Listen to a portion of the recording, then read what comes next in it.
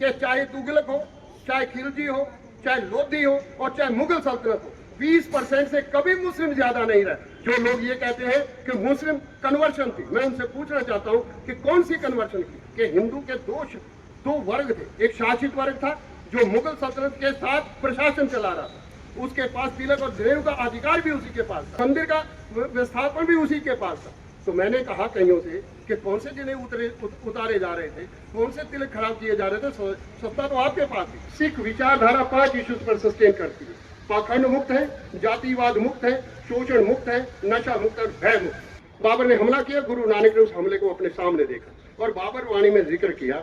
और बाबर वाणी जब उन्होंने सुनाई, वो भी केवल और केवल अपने एक साथी भाई लालो को सुनाई। उसमें जो कहा कि लोग कहने लगे कि हम जंत्र और मंत्र पढ़ देंगे और सारे मुगल अंधे हो जाएंगे। गुरु नानक ने देखा कोई मुगल ना हुआ अंधा, कोई मुगल अंधा ही नहीं हुआ, सारे के सारे ठीक थे। इसका मतलब कहीं हमारी राजनीतिक व्यवस्था के कारण थे, जिसके नतीजे हमने भुगते हैं। अफसोस इस बात का होता है, मैं हैरान हुआ जब अभी एक यात्रा हमने इनिशिएट की भाई जैता जी की। जैता जी का जो शीश लेकर गए, वो जहां भी ठहरे भाई जैता जी वो मुस्लिम के स्थान पर थे।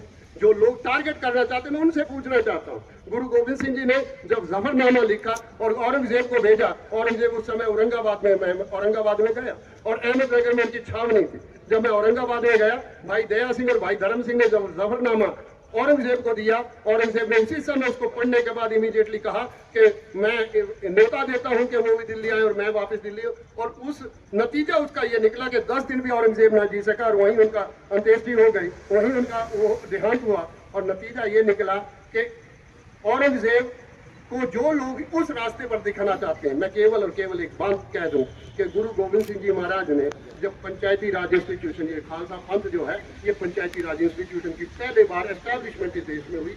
गुरु नानक ने जिस पंचायत का, जिस पंच का नाम लिया था, गुरु गोविंद सिंह ने उस पंचायत के जब रखा तो उसमें पहला नाम दया सिंह था, दया था, दूसरा धर्म था, तीसरा हिम्मत था और चौथा संघर्षशीलता मोहकम था। तभी ये पंचायत, वही समाज सस्टेन कर सकता है।